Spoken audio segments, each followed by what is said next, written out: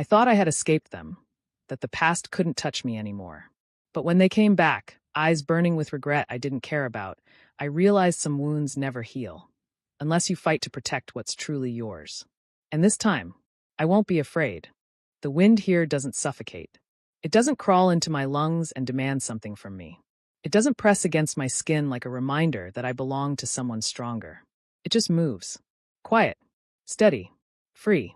I stand at the edge of the clearing, watching the trees bend gently under it, leaves whispering against each other in a language I'm still learning how to understand. For the first time in a long time, nothing in me is bracing. My hand rests against my stomach without thinking. It's instinct now. A quiet, constant awareness. A promise I don't say out loud. Don't stand out here too long. David's voice comes from behind me, low, grounded, pulling me back without force. I turn slightly. He's already watching me. He always is. Not like before. Not measuring. Not waiting for me to break. Just making sure I don't disappear. I'm fine, I say. It's easier now. The words don't feel like lies anymore. His gaze drops briefly to my hand, to the way I hold myself. There's a shift in his expression, small, almost invisible, but I catch it. Protective. Possessive. Certain. Come inside, he says. It's getting colder. I nod.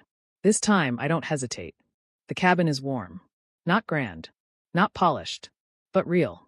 The fire crackles softly, filling the space with a steady heat that seeps into my bones in a way the palace never could. I move toward it automatically. Sit. Breathe. David closes the door behind us. Locks it. Not because he's afraid. Because he plans ahead. You didn't sleep much. It's not a question. I glance at him. I did. A pause. Then his brow lifts slightly. I look away first. A little. He exhales quietly, not pushing further. Instead, he moves closer, placing something in my hands. Warm. Food. Eat. I take it. This time, I don't argue. Silence settles between us. Not heavy. Not awkward. Just there. You're stronger now. The words come unexpectedly. I blink, looking up. Am I? He watches me for a moment. Really watches me. You don't look at the ground when you talk anymore. My fingers tighten slightly around the bowl. I hadn't noticed. I used to, I murmur. I know. There's no judgment in his voice. Just fact. Something in my chest shifts. Not pain. Not quite pride. Something quieter. I had to, I say after a moment. Back then. You don't anymore. The certainty in his tone settles into me. Anchors something I didn't realize was still drifting. Before I can respond, something changes. It's subtle. So subtle I almost miss it. The air. It tightens. My breath stutters faintly. My body reacts before my mind catches up. A faint, distant pressure curling under my skin. Unfamiliar. Unwanted. I freeze. David notices immediately. Of course he does. His posture shifts. Sharp. Alert. What is it? I shake my head instinctively. I don't know. But that's not true. Not completely. Because deep down, something does feel familiar. A scent. Faint. Distant. My chest tightens. No. That's impossible. He shouldn't be able to reach me here. I push the thought away. Force my breathing to steady. It's nothing, I say quietly. David doesn't believe me. I can tell. But he doesn't press. Not yet. Instead, he steps closer. His presence shifts around me, stronger, more grounded, pushing back against whatever unseen thing just brushed too close. Stay inside today. David. That wasn't nothing. His voice drops. Firm. Final. I fall silent. Because he's right. The feeling fades as quickly as it came. Like something searching. And missing. But it leaves something behind. A quiet unease settling deep in my chest. Far away. Somewhere I can't see. Something is breaking. And it's looking for me. Elsewhere. The palace feels colder than it ever has. Adam stands in the center of his chambers, breath uneven. Fingers digging into his own chest like he can rip something out and make it stop. It doesn't stop. The scent in the room is wrong. Unstable. Incomplete. Again, the word comes out rough. Frustrated. A servant kneels nearby, trembling. My king, we've brought. Not that. His voice cuts through the room. Sharp. Dangerous. None of it works. Another wave hits. Stronger this time. His body reacts instantly, tension snapping through him, control slipping at the edges. But there's no anchor. No response. No quieting. Only emptiness. Why? The question is quieter now. More dangerous. The memory hits him before he can stop it. A small figure kneeling on cold stone. Head lowered. Hands trembling. I'll endure. His jaw tightens. Another flash. Warmth. Familiar. Steady. Gone. Find him. The command is immediate. Absolute. The entire room stills. My king? His eyes darken. Golden irises sharpening into something colder. Something desperate. Find Percy. The name lingers in the air. Heavy. Unavoidable. And for the first time, it doesn't sound like a command. It sounds like a need. Back in the forest. I step outside again later. I don't know why. Maybe to prove to myself that I can. That nothing from that place can reach me anymore. The wind greets me the same way it did before. Gentle. Unclaimed. I close my eyes for a second. Breathe it in. Then, I feel it again. Stronger this time. Closer. My eyes snap open. The trees are still. The air is still. Everything is exactly as it should be. Except, my chest tightens sharply. A pull. Faint, but real. Behind me, the door opens. David steps out. His presence hits immediately. Solid, grounding, cutting through the tension like a blade. His gaze locks onto mine. He sees it. Whatever just changed. He found you. The words are quiet, but they land heavy. I don't ask how he knows. Because I feel it too. For a moment. Just a moment. Old instinct whispers at the edges of my mind. Turn back. Lower your head. Go to him. My fingers curl slowly at my sides. Then I lift my chin. No. The word comes out steady. Unshaken. The pull doesn't disappear. But it doesn't control me either. Not anymore. David steps closer. Close enough that I can feel his presence completely. Not overwhelming. Not suffocating. Protective. Good, he says. And this time, when I stand there, I don't feel like something waiting to be chosen. I feel like something that already has been. Far away. The king who once owned everything. Takes his first step toward losing the only thing that ever mattered. And this time, I won't be there to catch him when he falls. The forest goes quiet before he arrives. Not the peaceful kind. Not the kind I've learned to trust. This silence listens. I feel it before I see him. That same pull from earlier, sharper now, heavier, threading through my chest like something that remembers me even when I refuse to remember it back. My fingers curl instinctively. Old instinct whispers again. Lower your head. Wait. Obey. I don't. Inside. David's voice cuts through the tension. Firm. Immediate. I don't argue. We move together, fast, controlled. The door shuts behind us, the lock sliding into place with a clean, final sound. The air inside shifts instantly. Warmer. Safer. But not safe enough. He's close. Too close. David doesn't move away from the door. He stands in front of it instead. Blocking. Waiting. He won't knock, I say quietly. A faint, humorless curve touches his mouth. I know. The pressure builds. Just outside. Heavy. Unmistakable. Then, a step. The ground outside crunches. Slow. Deliberate. My breath stills. Another step. Closer. The scent hits next. Faint through the walls, but enough. Sharp. Commanding. Familiar in a way I wish it wasn't. My body reacts. It always does. A subtle pull forward. A quiet, traitorous response. I close my eyes. Force it down. Percy. My name. Through the door. Low. Controlled. It shouldn't affect me. It does. I open my eyes slowly. David is already watching me. Every shift. Every breath. You don't answer that, he says. I know. Silence. Then, a knock. Not loud.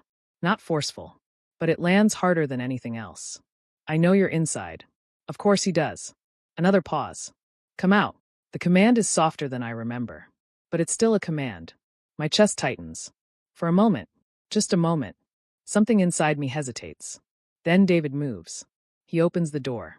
Just enough. And steps outside. The shift is immediate. The air snaps tight. Two alphas. Two forces colliding without touching. I follow. Not because I have to. Because I choose to. The light hits my eyes as I step out. And there. He stands. Adam. Nothing about him has changed. And everything has. He looks the same. Tall. Controlled. Unshaken on the surface. Golden eyes sharp as ever. But something underneath is wrong. His gaze locks onto me instantly. Like it's been searching. Like it finally found what it lost. Percy. This time. He says it like it matters. I don't move. I don't bow. I don't look away. The silence stretches. Then, he steps forward. One step. That's all it takes. David moves instantly. A solid wall between us. Take one more step, David says, voice low and lethal. And I'll treat you like an enemy king. The air freezes. Adam stops. Not because he's afraid. Because he's measuring. His gaze flicks to David briefly. Then back to me. You've aligned yourself with him. The words are neutral. But there's something sharp beneath them. I answer calmly. He stood with me. A pause. Something in Adam's expression tightens. I can provide more than he can. The offer lands like an insult. I almost laugh. Instead, I tilt my head slightly. Is that what you think I needed? Silence. For the first time. He doesn't have an immediate answer. Come back. There it is. Not a command. Not fully. But not a request either. Something in between. Something uncertain. I meet his gaze fully. No hesitation. No fear. To what? The words are steady. He doesn't respond immediately. So I continue. Being your mistake again? The shift is instant. His eyes darken. His jaw tightens. I never. You did. I cut him off. My voice doesn't shake. You just didn't say it out loud. Silence crashes between us. Behind him, another presence approaches. Light steps. Measured. Controlled. Isaac. Of course. He stops beside Adam. Perfect as ever. Composed. Untouched. His gaze lands on me. Soft. Calculating. Percy. My name sounds different in his voice. Like something he already owns. I see you've made yourself comfortable. I don't respond. He smiles faintly. You always were good at adapting. Still nothing. His eyes narrow slightly. You were always meant to sacrifice for us. The words land lightly. Like they're reasonable. Expected. Something inside me snaps. Not loudly. Not violently. Just. Finally. I lost my child because of you. The world goes silent. Completely. Even the wind stops. Isaac's smile doesn't disappear. But it falters. Just slightly. Adam. Doesn't move. Doesn't breathe. Doesn't look away. For the first time. He hears it. Fully. Clearly.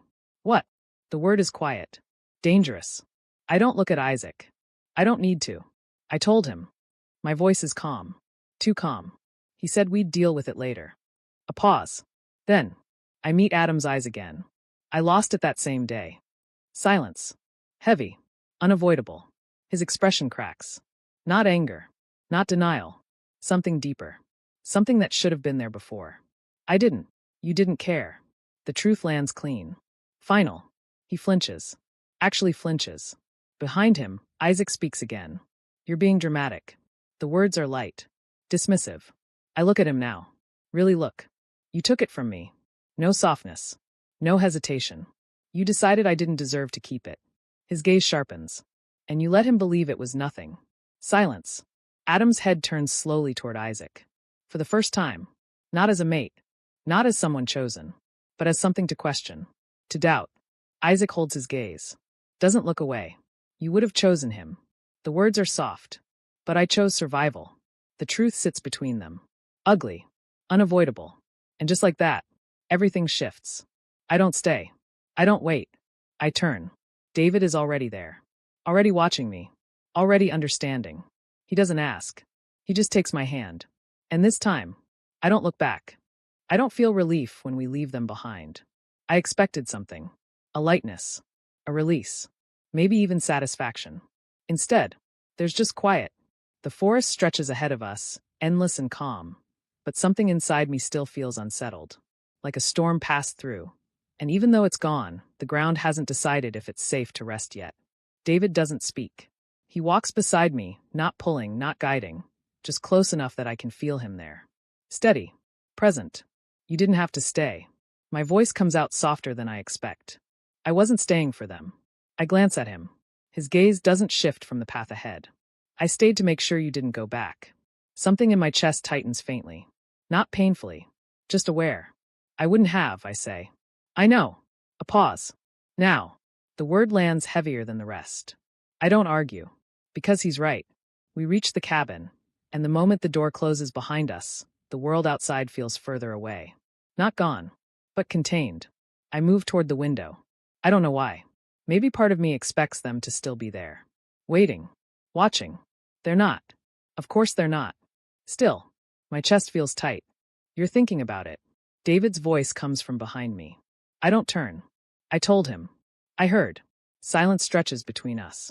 I thought it would feel different. What did you expect? I hesitate. Then. I don't know. Because I don't. I don't know what closure is supposed to feel like. I don't know what it's like to finally say everything you were never allowed to say. All I know is, it didn't fix anything. It wasn't for him. I turn slightly. David is watching me now. It was for you. The words settle slowly. I let them. Before I can respond, something shifts again. Not outside. Not in the forest. Somewhere else. A distant pull. Sharper than before. More violent. I inhale sharply. David notices instantly. What is it? I shake my head, but my body doesn't listen. My chest tightens again. Harder this time, like something is tearing at the edges of a connection I thought had already died. It's him. The words slip out before I can stop them. David's expression darkens. What about him? I swallow. He's not stable. Elsewhere, the palace is silent. Not calm. Not controlled. Silent like something is about to break. Adam stands in the center of the room, breath uneven, the scent in the air thick and volatile. Isaac watches him from across the chamber. Still. Composed. You're losing control. Adam doesn't respond. His hand tightens around the edge of the table. Wood cracks under the pressure. I told you the truth. Isaac's voice is calm. Measured. You should be grateful. That's when Adam moves. Fast. Violent. His hand closes around Isaac's throat, slamming him back against the wall. The impact echoes. The room freezes. You lied. The words come out low. Rough. Isaac doesn't struggle. Doesn't panic. He just looks at him.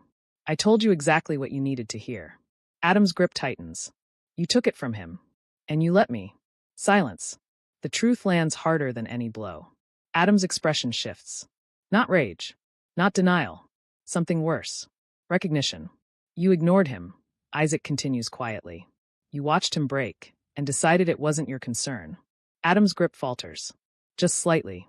You chose me, Isaac adds softer now. Because I didn't make things complicated. The words slice clean. For a moment, neither of them move. Then, Adam, let's go. Isaac slides down slightly before catching himself, straightening like nothing happened. You're angry, he says calmly, adjusting his collar. Because I showed you who you really are. Adam doesn't respond. Because he can't. Because for the first time, there's nothing to deny. Back in the forest, I exhale slowly. The pressure fades. But it doesn't disappear. What is it? David asks again. I hesitate. Then, he knows. A pause. He knows what happened. David's expression hardens. And, I look down. At my hands. It doesn't matter. The words feel strange. Heavy. But true. Because whatever breaks inside him now, whatever truth finally reaches him, it's too late. I press my hand lightly against my stomach again. This time, the warmth there is steady. Unaffected. Safe. David steps closer. His hand settles over mine. Grounding. Good, he says quietly. I nod. And for the first time, I don't feel like something tied to the past. I feel like something that survived it. Elsewhere, Adam stands alone now. The room is empty. Isaac is gone. But the silence is louder than anything before. His hands are still. But his mind isn't. A memory surfaces. Uninvited. Unavoidable. Percy. Standing quietly. Enduring. Waiting. I'll endure. His jaw tightens. Another memory. Blood. Small hands trembling. A voice. Soft. Breaking. Please. Adam closes his eyes. For the first time, the scent that used to calm him doesn't come. There's nothing left. Only absence. Only truth. Percy. The name leaves his mouth like something lost. And this time, there's no answer waiting for him. Because the person who used to respond is already gone. The sky feels heavier today. Not darker, just waiting. Like the world is holding its breath for something I already know is coming. I sit near the window, fingers tracing slow circles against my stomach. The warmth there answers me. Steady. Alive. Not fragile like before. Not something I have to protect alone. This child is different. Because this time, I'm not alone. Behind me, I hear the soft shift of movement. David. He doesn't announce himself. Doesn't need to. His presence settles into the room like something solid. Something that doesn't leave. You're thinking too much. I don't turn. He's coming back. A pause. Then, I know. Of course he does. The air has been changing since yesterday. That same pressure. That same pull. But weaker now. Desperate. Not calling. Searching. I rest my hand more firmly against my stomach. A quiet instinct rising again. Not fear. Protection. He won't take anything from you. David's voice is low. Certain. I believe him. That's the difference. I know. And I do. But belief doesn't stop the past from knocking. A sharp knock cuts through the silence. Both of us go still. Once. Twice. Not patient. Not polite. Demanding. David moves first. Of course he does. He steps between me and the door. Already ready. Already decided. I stand. Not behind him. Beside him. The knock comes again. Harder this time. Open the door. His voice. Still commanding. Still used to being obeyed. David doesn't move. Or I break it. Silence. Then. The door opens. Not for him. For us. The air shifts violently the second it does. Adam stands there. Closer than before. Closer than he should be. His eyes find me instantly. And this time, he doesn't look controlled. He looks desperate. Percy. My name sounds different now. Rougher. Like it hurts to say it. I don't answer. He takes a step forward. David moves. Instant. Unyielding. Don't. The word is enough. Adam stops. But his gaze doesn't leave me. Not for a second. I need to speak with you. You don't, David replies coldly. Adam ignores him. Percy. There's something in the way he says it this time. Something that would have broken me before. Not anymore. I step forward. Just enough to be seen clearly. I'm listening. David doesn't stop me. But I feel it. The way his presence shifts closer. Protective. Ready. Adam's gaze drops. For just a second. To my stomach. Then back to my eyes. You're carrying. Not a question. I don't hide it. Yes. Silence. Something flickers across his face. Shock. Then. Something darker. Is it mine? The question lands wrong. Completely wrong. Before I can answer. David does. No. The word cuts clean. Final. Adam's gaze snaps to him. Sharp. Dangerous. David doesn't flinch. It's mine. The air shifts instantly. Tension spikes. Something wild flickers behind Adam's eyes. Instinct. Possession. Something broken trying to claim what it already lost. That's not possible. His voice is lower now. Strained. It is, I say calmly. He looks at me again. Searching. Like he expects hesitation. Doubt. Something he can use. He finds none. You left, I continue quietly. And I lived. The words land heavier than anything else. You don't get to question what came after. Silence crashes between us. Then, he steps forward again. Faster this time. Closer. Come back. Not a request. Not anymore. A demand. Desperate. Something in me goes still. Not fear. Recognition. This is the man I used to wait for. The one I tried to become enough for. I meet his eyes fully. No. The word doesn't shake.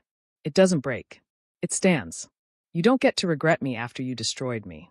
The impact is immediate. He freezes. Like something inside him just gave way. I didn't know. You didn't care. I don't raise my voice. I don't need to. You had every chance to know. His expression tightens. I was there. Each word lands clean. I told you. Another step closer. Not toward him. Into myself. I begged. Silence. You chose to look away. The truth hangs between us. Heavy. Unavoidable. Behind him, movement. Isaac. Of course. He steps forward slowly. Still composed. Still watching everything like it's something he can fix. You're being emotional again. The words hit differently now. Weaker. Irrelevant. I don't even look at him. This child, I say, voice steady, will never know your name. That's when it breaks. Not loudly. Not violently. But completely. Adam's expression. Cracks. Because he understands. This isn't something he can take back. Not with power. Not with regret. Not with anything. He steps back. Just once. Like the ground beneath him shifted. Percy. My name sounds smaller now. I don't respond. I don't need to. Because everything that needed to be said already has been. David's hand finds mine. Strong. Certain. A quiet reminder. You're not alone. I tighten my grip slightly. And this time, when I turn away, I don't feel anything pulling me back. Behind me, something falls apart. And for once, it has nothing to do with me. The first cry is soft, fragile, alive. I don't realize I'm crying until David wipes my cheek. Hey, look at me. His voice is steady, but there's something under it, something I've never heard from him before. Fear. Not of losing control. Not of anything outside. Just me. I'm here, he says. I'm not going anywhere. I nod. My fingers tighten weakly around his. Then, another cry. Stronger this time. And everything else disappears. They place the child in my arms. Warm. Small. Real. My breath catches. Not fear. Not panic. Just something overwhelming and quiet and whole. I look down. And for the first time, I'm not afraid to love what I might lose. David's hand rests over mine. Careful. Grounded. He's strong, he murmurs. I let out a shaky breath. He is. No one takes him from me. No one decides for me. No one stands over me and tells me what I'm allowed to keep. This time, I get to hold on. And I don't let go. Weeks later, the forest feels different now. Softer. Lighter. Maybe it's not the forest. Maybe it's me. I sit outside with the child resting against my chest, his small breath steady against my skin. David is nearby, sharpening a blade, but his attention never really leaves us. It never does. You're staring again. I glance up. I'm thinking. That's worse. A faint smile touches my lips. It surprises me. I was just wondering. I pause, looking back down at the child. How something so small can change everything. David doesn't answer right away. Then, because this time, nothing's trying to take it from you. The words settle deep. I nod slowly. He's right. And that's why this feels different. Elsewhere, the palace is quiet. Not powerful. Not commanding. Empty. Adam stands alone. Again. But this time, it's not confusion in his expression. Not denial. It's understanding. Too late.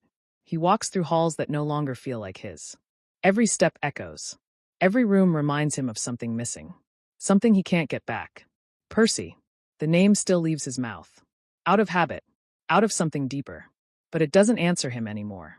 Because it belongs somewhere else now. Isaac. It happens slowly. Not punishment. Not exile. Something worse. Adam doesn't touch him. Doesn't argue. Doesn't even look at him the same way anymore. You're free to stay. That's all he says. No affection. No claim. No bond. Just nothing. And for the first time, Isaac understands what that means. The palace that once felt like control now feels like a cage. Servants no longer rush to him. No one waits for his approval. No one watches him like he matters. Because without Adam's attention, he doesn't. Days pass. Then weeks. And slowly, everything changes. The expectations shift. He's no longer the one being protected. He's the one being watched. Judged. Measured. Used. The same way Percy once was. Stand there.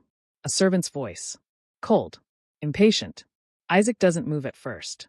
The servant's eyes harden. I said, stand there. Something sharp flickers in Isaac's gaze. Reflex. Pride. Then, it fades. Because no one cares about his pride anymore. He moves. The first time it happens. He tells himself it's temporary. That he can regain control. That this is just a phase. But control doesn't come back. It slips. Slowly. Quietly. Until one day, he realizes. This is his life now. The same rooms. The same silence. The same waiting. The same feeling of being needed. But never wanted. At night, he lies awake. Not because he's afraid. Because he finally understands. The weight. The emptiness. The quiet breaking. And for the first time, there's no one else to blame. So this is what you endured. The words are barely a whisper. No one hears them. No one answers. And that's the point. Back in the forest. The child stirs in my arms. Soft. Restless. I adjust my hold instinctively. David is beside me instantly. I've got him. You always do. He pauses slightly at that. Then, a faint, rare softness touches his expression. Yeah. I look down at the child again. At the life I get to keep. At the future no one gets to take from me. I used to think surviving was enough. David doesn't interrupt. I thought, if I endured long enough, something would change. A pause. But it didn't. The wind moves gently around us. So I did. Silence settles. Not heavy. Not painful. Peaceful. David's hand finds mine again. Not to hold me in place. Just to remind me, I don't have to stand alone anymore. I look ahead. Not back. Never back. I was the one they used. I say quietly. The words don't hurt anymore. They thought I'd stay no matter what they took from me. I tighten my hold around the child slightly. But in the end, I glance at David, then forward again. I became the one they lost. And this time, I don't miss them at all.